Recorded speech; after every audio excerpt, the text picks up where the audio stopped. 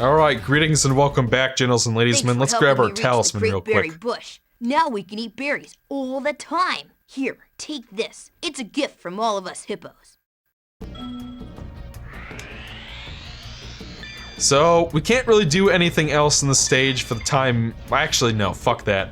We can get a few more gems, and we can finish the mini-game. Like, we have these thieves running around, and we have our mystery jar as well. I might as well get that. Because of the way the level is structured, we've already done most of it anyway, just by osmosis, you know what I'm saying?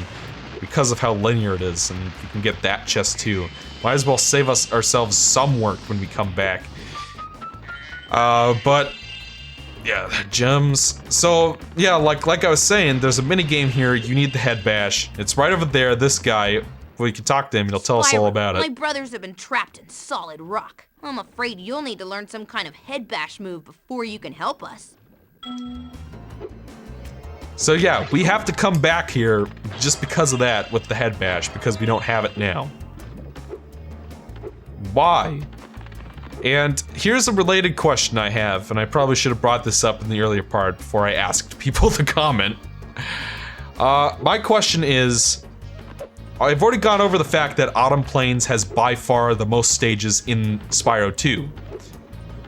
Like, you know, like I said, the first hub world had 9 stages, the second one has 12 stages, and then the last hub world has 8 stages. Why couldn't Fracture Hills and Shady Oasis have been part of the third hub world?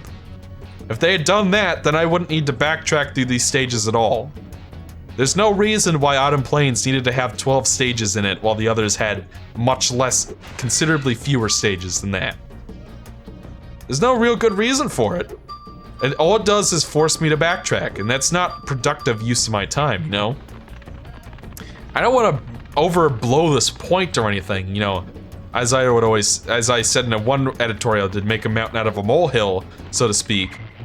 But it is true, like, I don't understand why this level couldn't have been part of the third hub world so that we could skip the backtracking entirely. In fact, why couldn't, you know, the upper part of Glimmer have been in the, you know, put a platforming section like that in a different stage in the second hub world when you have the, you know, like, they could have easily designed around backtracking in that way. But instead, they intentionally put these roadblocks here. I don't really know why. Like, what does it add? Like, Banjo-Kazooie, part of the fun of that game is that you have so many cool different things you can do with those two characters together. And in the context of Banjo-Kazooie 1, you don't really have to backtrack all that much. Did I get all 3 of the thieves? I feel like I know I haven't gotten the mystery jar yet. That's down over here.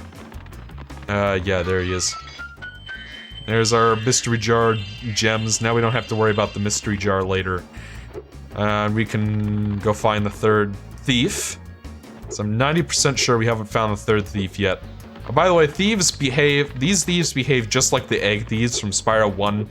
They run away from you and even make the same sound effect, so they're like, nya, nya, nya, nya.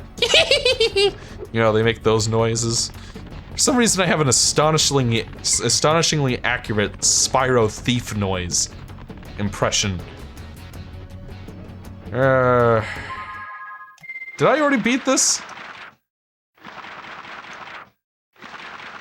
No, I haven't beaten it yet. Also, remember, Zephyr had 4 lamps, or 4 orbs for some reason. And then this area only has... Oh, the thief I missed must be down in this level here. Right? There's a thief I'm missing. Oy, I haven't been paying enough attention. I will take the... There he is. There he is. I'll take the blame on that. That's not the game's fault. Alright, let's get him. You know, it's usual thief stuff. You chase after him, you flame him, then you kill him. We can't get this because we don't have the head bash. 3 magic lamps. Here, take this orb. Some fairy left it with me, but it won't hold a proper shine. By the way, those hippos have wings? And the whole plot of this level, which has nothing to do with Ripto, by the way, is that they can't reach the berries in the bush, but they can fly. They have wings. We'll see this guy down here. The guy that we need the head bash for, the minigame guy. He's gonna be flying around later, and so are his buddies. So they can fly, So why not just fly up and get the berries? I mean, that's a nitpick, it doesn't really matter. I'm just saying.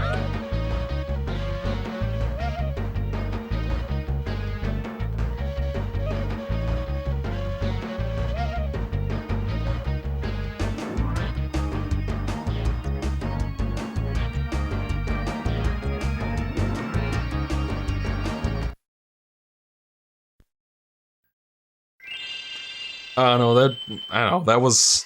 A couple of the other ones recently have been cute. That one was just awkward. I don't know what to say. Okay. Well done, Spyro. Now that you have all 14 talisman, your guidebook can break the lock on the door and you can fight Gulp. Are you ready? You'll have to jump down the hole in the floor to get to where Ripto and Gulp are waiting. I can help you out a little bit. I tamed a few pterodactyls from Skilo's Badlands. They'll be dropping objects that you can use to fight Gulp. Alright. Second boss time! And as I was saying earlier, the bosses are definitely a highlight of Spyro 2. You finally made Avalar ours. No, you haven't. You've earned a special reward. Go, what is it, boy? Oh, the fairy. Here you go. Ah! You singed my cape. Dragon, you are really starting to get on my nerves. Say goodbye, Flame Breath. Go. Lunchtime. Go. Finish him off and you can have all the fairies you can eat. I'm going to enjoy this. Ripto's performance in this game is kind of one note. Like, I'm evil, do you get it? You know, that's really all that he has going on, but... Yeah, like I was getting at, the bosses in Spyro 2 are, well, very well done, very on point. Second boss with Gulp is much more challenging than the first. He's probably the... Nah... I don't know, I die to him more often than I die to the final boss, so I'll say he's the hardest. Especially if you're going... No, fuck that. The final boss is harder if you're going for skill points. But basically, skill points the same as Crush. You have to beat him without taking damage. Keep running away from him. These pterodactyls will be dropping ammunition you can use to fight Gulp. It took me like 20 tries to get the skill point during my practice playthrough, but once you know the tricks for dealing with his attacks, then he becomes a lot more simpler. Basically, there are 3 types of ammunition that you can use to fight Gulp. There's the steel barrels from Nork Cove from Spyro 1. There are the bombs on the floor that slide along towards a target when you flame them and push them towards stuff. And then there are the rockets that you put in your mouth and then spit back at enemies, like the Mecha Bowser from Super Mario Sunshine or Summit. And spoiler alert, Gulp can use all of the items that are dropped on the ground. If he eats the barrels, then he will shoot like a little green wave at you. Better hit this into him. If he eats the bombs, he'll fart at you. And I believe he will shoot rockets at you if he gets one of the mouth rocket things. The easiest way to dodge the electricity spheres that he shoots at you, I didn't mean to hit that. The easiest way to dodge them is to just run in a circle. And that seems to be the easiest way to get them for, you know, skill point's sake. And now we have this, so we can shoot it at him. There is actually a second skill point here. If you can hit Ripto with one of those mouth rockets, you will get a skill point. I'm gonna actually be saving that skill point for later, when we have the post 100% reward that makes so many of the skill points so much easier. We're only like halfway through him. Gulp is actually very challenging to... get the skill point on if you don't know what you're doing. Like I said, I ended up getting a lot of practice in my test playthrough, and in the previous session, I died a few times trying to, you know, I ended up having to kill myself a few times to get the skill point on this boss. But like I said, run in a circle. That's the easiest way to avoid those electricity spheres.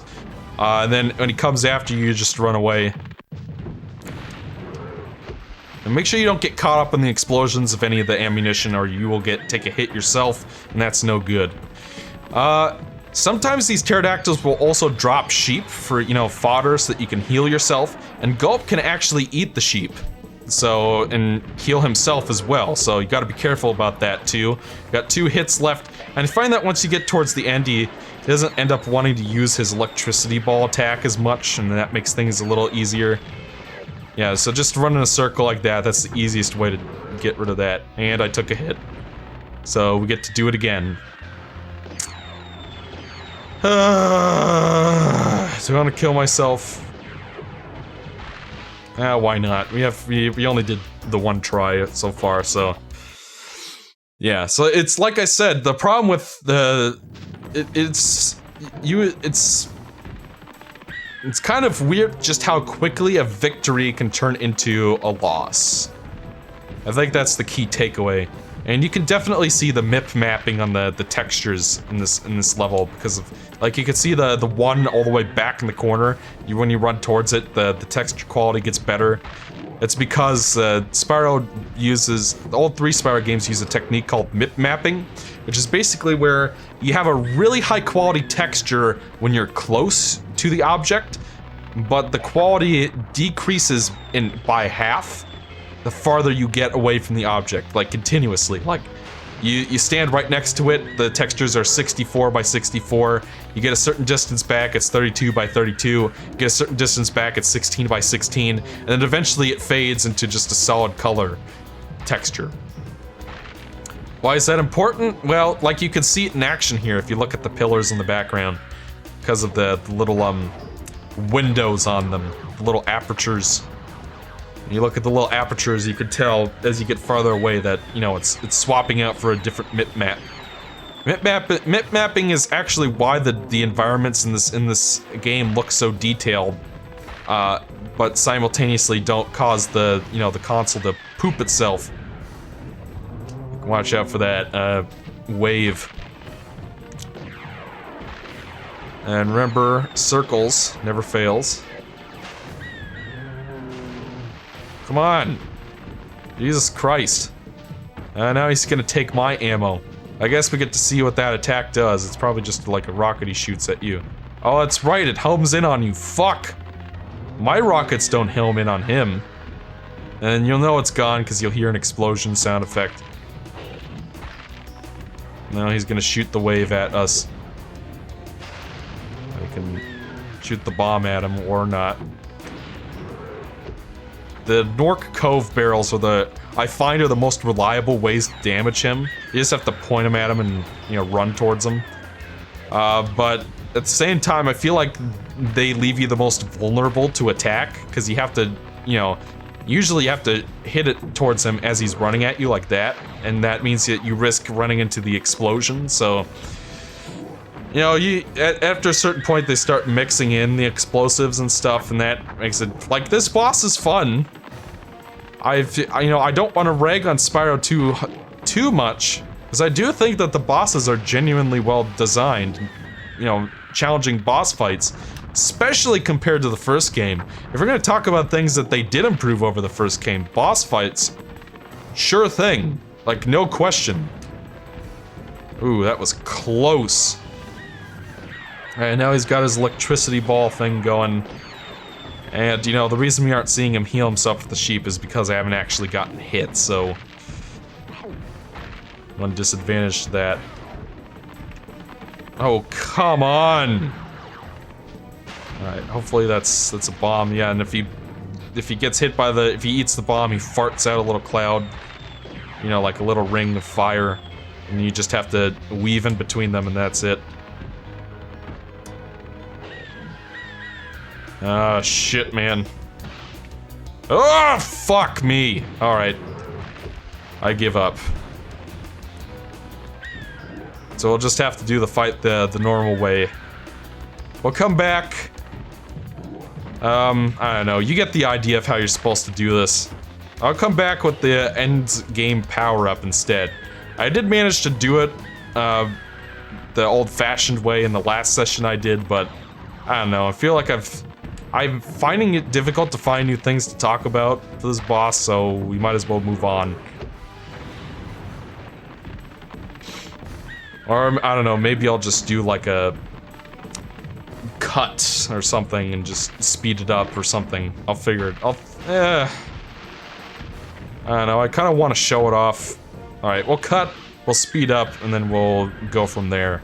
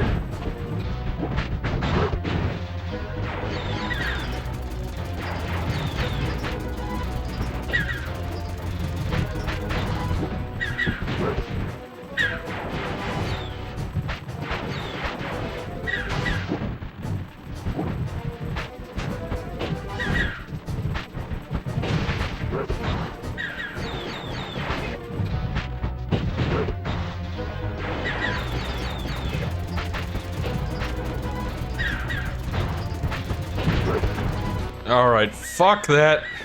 I'm coming back with the post 100% reward, because this fight goes on for too fucking long, that's the problem. It's fine in a normal run, but it's just like, it's really frustrating to get to that last hit point and then take splash damage and then have to do it all over. So we'll come back and then do it later.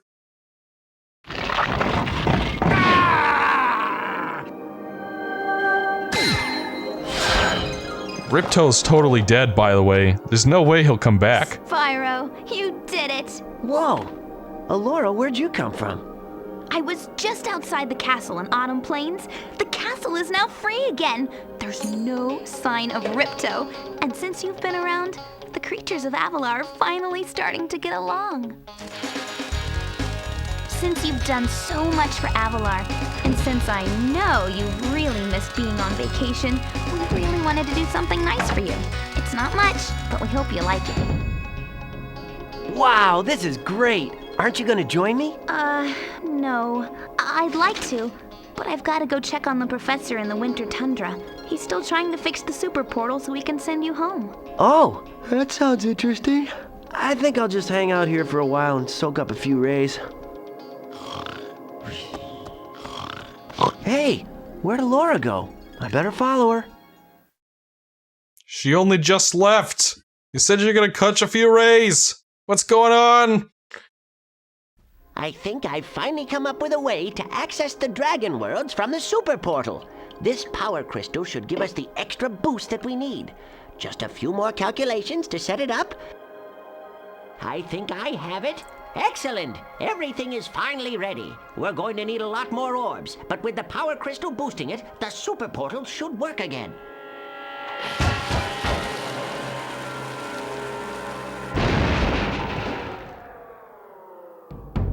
So, you thought you had gotten rid of me? Well, I'm afraid not. I persuaded that fat bear Moneybags to sell me a few bombs. Quick, A few the power bomb. crystal. Don't even try it, book boy, or you'll be the world's smartest pile of ashes. Ash. This is just what I need for a new scepter. Hunter, do something! Quick! Hey, give that back. Well, I tried. You little fools! After I destroy you all with my new scepter, I'm going to rename this place Riptonia!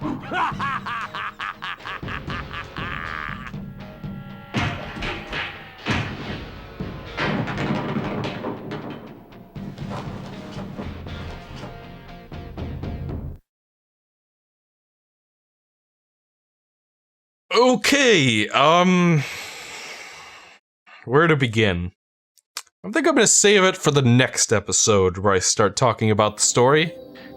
But... Spyro, Ripto's still alive, and he's locked us out of the castle. Even worse, he's stolen our new power crystal for the super portal. If you can collect enough orbs, you'll be able to get the power crystal back from Ripto, and we can send you to Dragon Shores. Right. This is the point where the story starts to redeem itself a little bit, but at the same time, it also involves one of the worst, clunkiest attempts at a plot twist I've ever seen. Now, before we get into that, let's talk to Moneybags. It comes down to this. There's only one more thing I can teach you, and like all the best things, it doesn't come cheap. The head bash move is very simple, really. All you must do is jump, then press the triangle button. You'll find the head bash may help you out on some tasks that were impossible before. Remember. Shit. Well, you can see. Now we have the head bash, so now we can go back to Fracture Hills and Shady Oasis to do things we should have just been able to do the first time we visited them. Or better yet, it could have been those both could have been Winter Tundra levels, and then we wouldn't need to backtrack at all. Like, swap it out for, like, Robotica Farms and something. Do that. You already had, like, at both the Desert World and... I don't know, I guess Fracture Hills is unique, but still, you get my point. They could have swapped some of these levels around and eliminated backtracking entirely, but they specifically decided that they wanted to have you go back to do that later. I don't know why. It adds nothing to the game. It just slows things down and drags things out and forces you to replay both of those levels, basically. Fracture Hills not as much, but if you know that you can get dicked over on the minigames if you don't have the head bash, you can avoid it like I did, but the first time I played the game, the second time I played the game, I didn't really know or remember that. So I got screwed over. But regardless, so people tell me honestly and truthfully, the first time you played this game, did you think Ripto died in that other cutscene? Cause I don't think I ever did. We already knew there was a third hub world, and it's pretty obvious Ripto was gonna be the final boss, and we haven't actually fought him yet. So, you know, like, what was with this fake out of, oh, I guess he fell off the cliff and died. Oh no, he's actually alive. Now here's why I think, going back to my, you know, little hypothesis that there was originally gonna be a spring-themed hub world in this game. I feel like what they originally wanted to do was have you fight Crushing Gulp, and then fight Ripto without his scepter. Have you seem like you beat him, but it turns out he actually survived that first round against him, and then he comes back and takes the power crystal when he has the chance. I feel like that's what they were going to do, but they ran out of time and ended up condensing it down to 3 hub worlds. So what they did was they had that fake out little thing where, oh no, I guess Ripto died when Crush died or something. And then they think he's gone, so they bring out the power. Like, it feels like a couple other things in this game. It feels a little bit contrived, and I feel like that was their justification for ultimately making it so that you know, talismans and whatnot. Like, you need all the talismans to fight Gulp. You have to play all these levels, basically cramming a bunch of levels into the second hub world. They were trying to trick you into thinking the game was over. But, you know, at what cost? Like, what it basically means is you're cramming levels like Zephyr and Scorch in with levels, other annoying levels that you have to backtrack to, like, Fracture Hills and Shady Oasis, cramming that all into one hub world with a bunch of pretty, you know, you have good stages like, Skylos Badlands and Magma Cone in there as well. Cramming all of that into one stage, or one hub world, one set of levels, just to trick you into thinking Ripto's dead. Nobody's gonna believe Ripto's dead. So it's like, to what purpose did it serve to pad out the middle of the game like that? What, was it worth it? Well, my opinion is no. I feel like all it serves is to drag out the game in the middle. One last Speedway adventure for you, Spyro? It's not that expensive, you know. Unlock this real quick. Wisely. I bet a quick dragon like you will win your money back in no time. Pretty sure, so that's the last Speedway. I don't want to be too hard on Ripto's Rage, or Gateway to Glimmer, or Tundemo Tours, or whatever, you know, all the different names this one little game has. But I feel like all of the choices I just mentioned were misguided. Nobody was gonna believe Ripto was dead. And so it just feels like, why did they even bother? I mean, and that feels like a nitpick, but at the same time, it plays into a larger issues I have with the story, and with how the game is structured and paced. These aren't entirely minor complaints, folks. Alright, Spyro! You've got the orbs. Defeat of Ripto is only moments away, right? Right? Well, anyway, good luck. He's right through this door. Alright, so yeah, Ripto is in there. We do have enough orbs to fight him, because there are no more talismans, so you do have to get orbs to open the door, but I don't know, you should have way more than enough. I've always found that if you fully complete the first 2 worlds as much as you can, you will always have enough to fight Ripto.